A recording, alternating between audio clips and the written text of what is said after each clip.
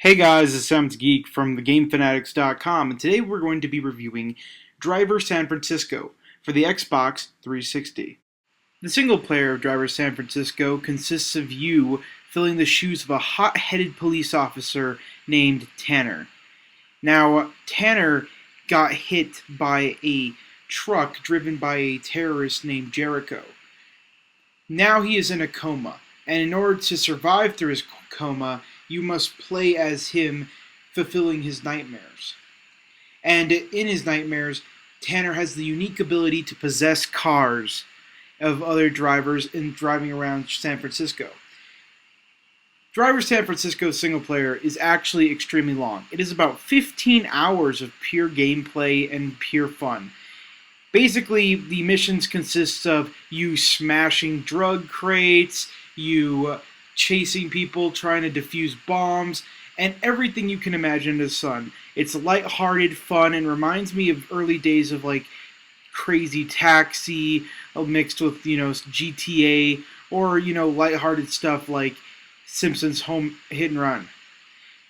Driver San Francisco does an excellent job of portraying a lighthearted story with excellent gameplay. I do feel that the single player did drag on a bit long, and that's actually something I've never really said. I usually love my games long, but I felt that the beginning and the end of Driver San Francisco dragged on a bit long, especially the ending where they kind of have you repeat a mission 3 or 4 times.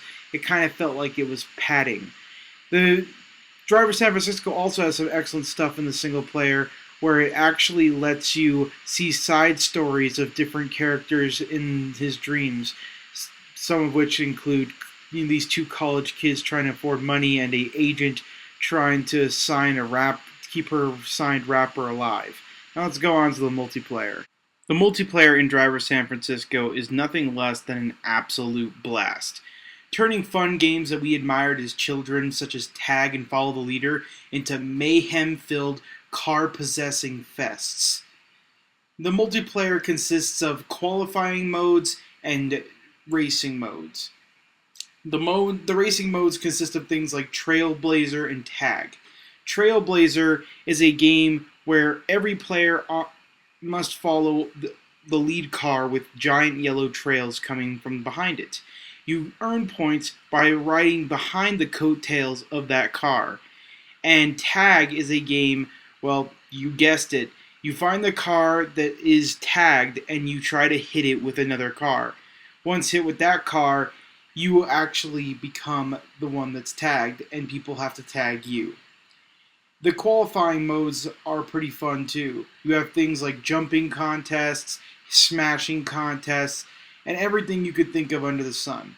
The multiplayer is absolutely fun, but there are some major problems with it.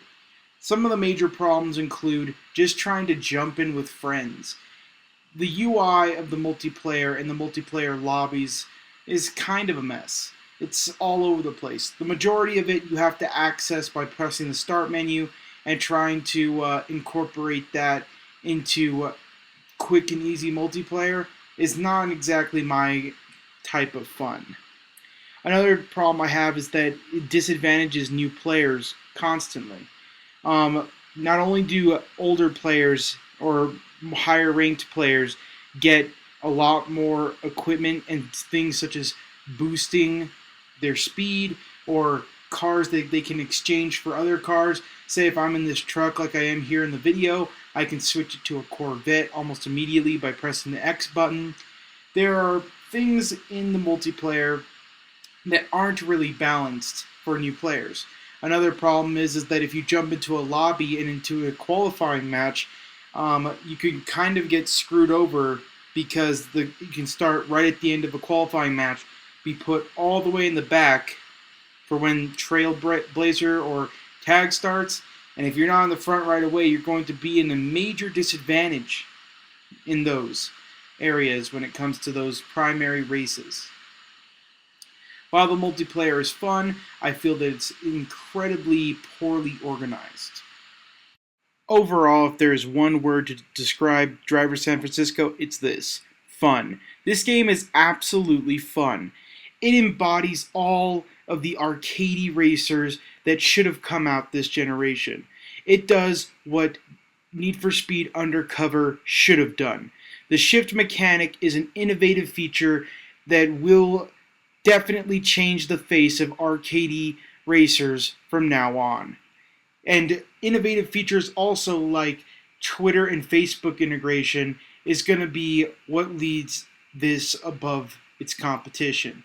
Unfortunately, however, I don't see the average gamer finding much replay value due to the incredible difficulty spikes scattered throughout the story. I also find the multiplayer, while extremely fun, not to really have a long-lasting community aspect to it. Driver San Francisco is definitely a buy if you're into games like Crazy Taxi. In fact, I'd be willing to say that it's this generation's Crazy Taxi. However, if you're the average gamer, this is only a high rent. That's why Driver San Francisco gets a 4 out of 5.